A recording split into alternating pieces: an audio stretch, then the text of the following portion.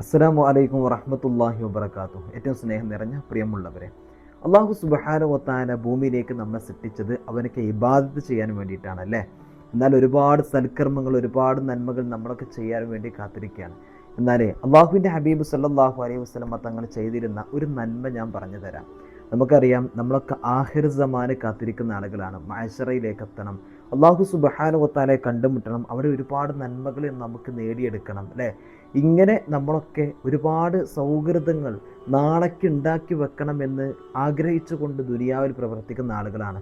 നോക്കൂ, ദുനിയാവിൽ നമ്മളൊരു കാര്യം ചെയ്യാൻ വേണ്ടിയിട്ട്, അല്ലെങ്കിൽ ഒരു നന്മ പ്രവർത്തിക്കാൻ വേണ്ടിയിട്ട്, നമുക്ക് നേട്ടം കിട്ടുന്ന എന്തെങ്കിലും ഒരു നേട്ടം, ഒരു കാര്യം ചെയ്യാൻ വേണ്ടിയിട്ട് എന്ത് വേണമെങ്കിലും നമ്മൾ ചെയ്യും.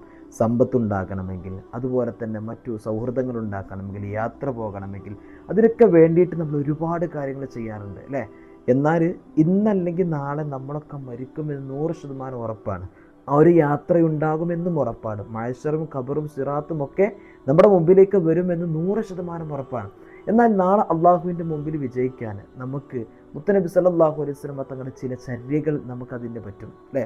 അള്ളാഹുവിൻ്റെ മുമ്പിൽ ഏറ്റവും കൂടുതൽ നമ്മുടെ നിസ്കാരം, നമ്മുടെ മറ്റു അമലുകളൊക്കെ എടുത്തു നോക്കുമ്പോൾ, ചിലപ്പോൾ വലിയ അമലുകൾ, അതിലൊക്കെ ഒരുപാട് അപാകതകൾ വന്നിട്ടുണ്ടാകും. പക്ഷേ റസൂലുള്ളാഹി സ്വല്ലല്ലാഹു അലൈഹി വസല്ലം തങ്ങൾ പറഞ്ഞ ചില കാര്യങ്ങൾ അത് അള്ളാഹുവിൻ്റെ മുമ്പിൽ നമുക്ക് ഉപകാരപ്പെടാം. നോക്കൂ, ഞാൻ നിങ്ങൾക്കൊരു ഹദീത്ത് പറഞ്ഞു തരാം. നാളെ നമ്മൾ അള്ളാഹുവിൻ്റെ മുമ്പിൽ വിജയിക്കാൻ വേണ്ടിയിട്ട് എത്ര ചെറിയ നന്മകളാണെങ്കിലും അത് ഏറ്റെടുത്ത് ചെയ്യാൻ വേണ്ടി നമ്മൾ ശ്രമിക്കണം. മുത്തനബി സല്ലല്ലാഹു അലൈഹി വസല്ലം തങ്ങളുടെ ഒരു ശൈലി ഞാൻ പറഞ്ഞു തരാം. റസൂലുള്ള വെള്ളം കുടിക്കാൻ വേണ്ടിയിട്ട് നിൽക്കുമ്പോൾ എങ്ങനെയായിരുന്നു എന്നറിയോ? മുത്തനബി സല്ലല്ലാഹു അലൈഹി വസല്ലം തങ്ങൾ 3 പ്രാവശ്യമായിട്ടായിരുന്നു വെള്ളം കുടിച്ചിരുന്നതെന്നാണ്. ഒറ്റയടിക്ക് നമ്മൾ ഒട്ടകങ്ങളൊക്കെ കുടിക്കുന്ന പോലെ അങ്ങോട്ട് വാരി വലിച്ചിട്ട് കുടിക്കുന്ന സ്വഭാവം റസൂലുള്ളാഹിക്ക് ഉണ്ടായിരുന്നില്ല.